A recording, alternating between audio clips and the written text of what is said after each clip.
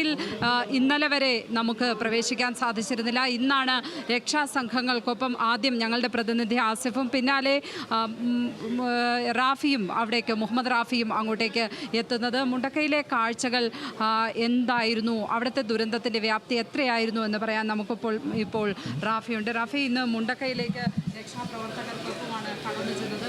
അവിടുത്തെ ഒരു അവസ്ഥ എന്തായിരുന്നു ചെല്ലുമ്പോൾ? മുണ്ടക്കയിൽ നിന്ന് ചെല്ലുമ്പോൾ അവിടെ ഏറ്റവും ദാരുണമായി ഈ ദുരന്തത്തിൻ്റെ യഥാർത്ഥ വ്യാപ്തി നമുക്ക് മനസ്സിലാക്കണമെങ്കിൽ മുണ്ടക്കയം എന്ന സ്ഥലത്ത് നമ്മൾ നിൽക്കണം. അവിടെ ഒരു ഗ്രാമം ഉണ്ടായിരുന്നു, ആ ഗ്രാമത്തിൽ ജനങ്ങളുണ്ടായിരുന്നു, വീടുകളുണ്ടായിരുന്നു. എന്നാൽ നമ്മൾ മുണ്ടക്കയം എന്ന ആ ഒരു സ്ഥലത്തേക്ക് ചെല്ലുമ്പോൾ അത്തരത്തിൽ അവിടെ വീടുകളുണ്ട് എന്ന് നമുക്ക് മനസ്സിലാകുന്നില്ല. ആ ഒരു സാഹചര്യമാണ് അവിടെ ഉള്ളത്. കാരണം 5 വീടോ മറ്റോ ശേഷിക്കുന്നുള്ളൂ അല്ലേ?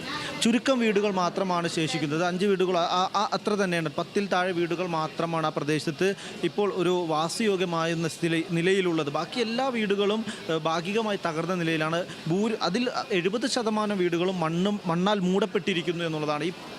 ഈ ഉരുൾപൊട്ടലുണ്ടായി കുത്തിയൊലിച്ചെത്തിയ മണ്ണിൽ ആ വീടുകൾ പൂർണ്ണമായും മൂടപ്പെട്ടിരിക്കുന്നു എന്നുള്ളതാണ്. ഏകദേശം 20 അടിയോളം ഉയരത്തിൽ അവിടെ മണ്ണുണ്ട്. ഈ പറഞ്ഞ ഈ മുണ്ടക്കയം എന്ന സ്ഥലത്ത് 20 അടി ഉയരത്തിൽ മണ്ണുണ്ട്. അപ്പോൾ അത്ര തന്നെ ഉയരത്തിൽ മണ്ണുണ്ട് എന്ന് പറയുമ്പോൾ ആ ഒരു പ്രദേശത്ത് എത്ര വലിയ വ്യാപ്തിയുള്ള ദുരന്തമാണ് ഉണ്ടായതെന്ന് നമുക്ക് വലിയ യന്ത്രസാമഗ്രികൾ തന്നെ വേണ്ടി വരും അല്ലേ അതിനകത്തുനിന്ന് ആളെ എടുക്കാൻ?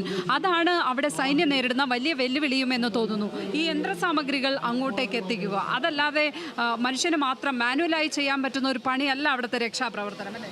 തീർച്ചയായും. ഇന്ന് രാവിലെ 6 മണിക്ക് അവിടെ രക്ഷാപ്രവർത്തനം ആരംഭിച്ചു. രക്ഷാപ്രവർത്തനം ആരംഭിച്ചത് ഈ നമ്മുടെ സർക്കാരിൻ്റെ റെസ്ക്യൂ ടീമും ഒപ്പം തന്നെ സന്നദ്ധ പ്രവർത്തകരുമായിരുന്നു. NDRF അടക്കം സേനയടക്കം പോലീസിൻ്റെ സേനയടക്കം എല്ലാവരും രക്ഷാപ്രവർത്തനം ഉണ്ടായിരുന്നു. പക്ഷേ ഉപകരണങ്ങൾ ഉപയോഗിച്ചുള്ള രക്ഷാപ്രവർത്തനം ആയിരുന്നില്ല നടന്നത്.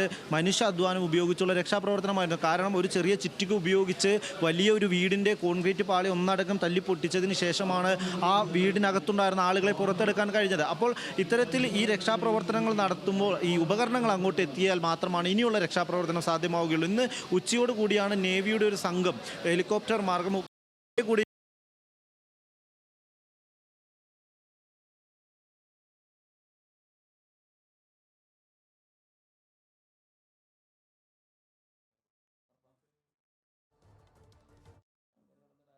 അനുകൂലമായിരുന്നു. എന്നാൽ ഉപകരണങ്ങൾ എത്തിക്കാൻ കഴിയാതിരുന്നത് രക്ഷാപ്രവർത്തനം മന്ദഗതിയിലാക്കിയിട്ടുണ്ട് എന്നുള്ളത് യാഥാർത്ഥ്യം തന്നെയാണ്.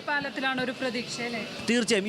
ഇനി ഇപ്പോൾ ഈ ഉരുൾപൊട്ടൽ ഉണ്ടായതിനു ശേഷം രൂപപ്പെട്ട ഒരു നദിയുണ്ട്, കുത്തിയൊലിച്ചൊഴുകുന്ന ഒരു നദിയുണ്ട്. ആ നദിക്ക് കുറുകെ താൽക്കാലിക പാലങ്ങൾ കെട്ടിക്കൊണ്ട് ഈ കവുങ്ങ് മരങ്ങൾ ഉപയോഗിച്ചുകൊണ്ടുള്ള പാലങ്ങൾ കെട്ടിക്കൊണ്ട് ആളുകൾ നടന്നു പോകാൻ മാത്രം സൗകര്യമുള്ള പാലങ്ങൾ കെട്ടിക്കൊണ്ടായിരുന്നു പ്രദേശത്തേക്ക് ഇവിടെ ചൂരൽമലയിൽ നിന്ന് പോയിക്കൊണ്ടിരുന്നത്. എന്നാൽ അതിനു പകരം കുറച്ചുകൂടി ശക്തമായ പാലം നിർമ്മിക്കുകയും ഒപ്പം തന്നെ ഈ ഹിറ്റാച്ചി പോലുള്ള വലിയ ഉപകരണങ്ങൾ, വലിയ യന്ത്രങ്ങൾ കടന്നു പോകാൻ കഴിയുന്ന രീതിയിലുള്ള ക്രമീകരണങ്ങൾ ഒരുക്കിയാൽ മാത്രമാണ് ഈ മുണ്ടക്കൈ എന്ന പ്രദേശത്തുള്ള രക്ഷാപ്രവർത്തനം സാധിക്കുകയുള്ളൂ. കാരണം അവിടെ സ്ഥിരീകരിക്കാത്ത അനൗദ്യോഗികമായ കണക്കനുസരിച്ച് 300-ലധികം വീടുകളുണ്ടായിരുന്നു. 300-ലധികം വീടുകളുള്ള ഒരു പ്രദേശത്ത് ഇനി 10-ൽ താഴെ വീടുകളെ ബാക്കിയുള്ളൂ എന്ന് പറയുമ്പോൾ അതിൽ തന്നെ ഒരു 50-ൽ താഴെ വീടുകളെ നമുക്ക് കാണാൻ കഴിയുന്ന തരത്തിൽ ഭാഗികമായെങ്കിലും തകരാറ് പറ്റിയ സ്ഥിതിയിലുള്ളത് എന്ന് പറയുമ്പോൾ 300ഓളം വീടുകൾക്ക് മണ്ണിനടിയിൽ പെട്ടിട്ടുണ്ടെങ്കിൽ അതിൽ എത്ര മനുഷ്യർ കുടുങ്ങിക്കിടക്കുന്നുണ്ട് എന്നുള്ളത് ഏതൊരാളെയും ഞെട്ടിപ്പിക്കുന്ന കണക്കായിരിക്കും. അങ്ങനെ ജീവനോടെ കുടുങ്ങിക്കിടന്നവരെ, പലയിടങ്ങളിലും പെട്ട് കിടന്നവരെ ഒക്കെ രക്ഷപ്പെടുത്താൻ, അവരെ ഒക്കെ പുറത്തേക്ക് എത്തിക്കുവാൻ സാധിച്ചു അല്ലേ രക്ഷാസേനയ്ക്ക്? തീർച്ചയായും. ഈ ആദ്യഘട്ടത്തിൽ പ്രവർത്തിച്ച ഒരു മെക്കാനിസം അത് എടുത്തു പറയേണ്ടത് തന്നെയാണ് ഈ രക്ഷാപ്രവർത്തനത്തിൽ. കാരണം ഈ ദുരന്തമുണ്ടാകുന്നത് പുലർച്ചെയാണ്. ആളുകൾ അറിഞ്ഞ് ഉടനെ തന്നെ കൃത്യമായൊരു മെക്കാനിസം ആദ്യഘട്ടത്തിൽ സർഫസിന് മുകളിലുള്ള ആളുകളുടെ രക്ഷാപ്രവർത്തനം അത് വളരെ ആ രക്ഷാപ്രവർത്തനത്തിൽ ഏർപ്പെട്ട ആളുകളുടെ സുരക്ഷ പോലും നോക്കാതെ പിന്നീട് ഉരുൾപൊട്ടൽ ഉണ്ടാകാൻ സാധ്യതയുള്ള പ്രദേശമാണ്. ശക്തമായ മഴയുണ്ടായിരുന്ന സമയമുണ്ടായിരുന്നു. മഴയുണ്ടായിക്കഴിഞ്ഞാൽ എപ്പോൾ വേണമെങ്കിലും ഉരുൾപൊട്ടി ഒലിച്ച് വെള്ളം വരാം.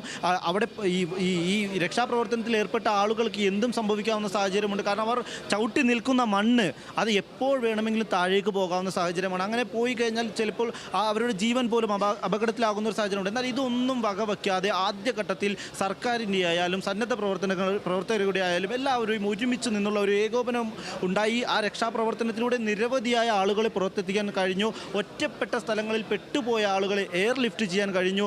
ഒപ്പം തന്നെ അട്ടമല പോലുള്ള പ്രദേശങ്ങളിൽ നിന്നുള്ള ആളുകളെ സുരക്ഷിതമായി പുറത്തെത്തിക്കാൻ കഴിഞ്ഞു. അതിനെ നമുക്ക് 2, 3, 4 ദിവസം കാത്തിരിക്കേണ്ടി വന്നില്ല എന്നുള്ളത് ഈ രക്ഷാപ്രവർത്തനത്തിൻ്റെ ആ വേഗവും ഒപ്പം തന്നെ അതിൻ്റെ ഏകോപനവും എടുത്തു പറയേണ്ട കാര്യം തന്നെയാണ് എല്ലാ അർത്ഥത്തിലും. ഇപ്പോൾ നമ്മുടെ ഗ്രൂപ്പിൽ തന്നെ ഏതാണ്ട് മാറി മാറി വരുന്ന ഒരു സ്ഥിതിയാണ്. ഔദ്യോഗിക കണക്കുകളിൽ തന്നെ അത്ര വേണ്ടത്ര ഒരു സ്ഥിരീകരണം നമുക്ക് ഈ ഘട്ടത്തിൽ ലഭ്യമല്ല. ഏതായാലും 200 കടന്നിരിക്കുന്നു എന്നുള്ളതാണ് മനസ്സിലാക്കാൻ കഴിയുന്നത്. വലിയ ഒരു ദുരന്തം തന്നെ.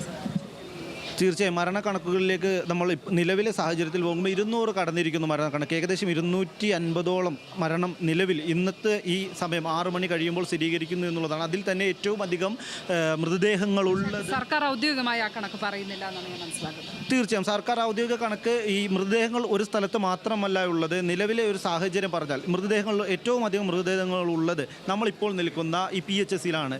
ഈ PHSയിൽ മാത്രം ഏകദേശം 120-ലധികം മൃതദേഹങ്ങളുണ്ട്. ഈ നിലമ്പൂരിൽ നിന്ന് മൃതദേഹങ്ങൾ ഇങ്ങോട്ട് എത്തിക്കുന്ന ഒരു സാഹചര്യമുണ്ട്. 70-ലധികം മൃതദേഹങ്ങൾ ഇതിനോടകം തന്നെ നിലമ്പൂരിൽ നിന്ന് ഇങ്ങോട്ട് എത്തിക്കുകയും ചെയ്തിട്ടുണ്ട്. കൂടാതെ മീനങ്ങാടി, ബത്തേരി, കൽപ്പറ്റ ഒപ്പം തന്നെ ഇത്തരം ആശുപത്രികളിൽ സർക്കാർ സംവിധാനങ്ങളിൽ ഈ മൃതദേഹങ്ങൾ സൂക്ഷിച്ചിട്ടുണ്ട്. ഒപ്പം തന്നെ സ്വകാര്യ ആശുപത്രികളിൽ മൃതദേഹങ്ങളുണ്ട്.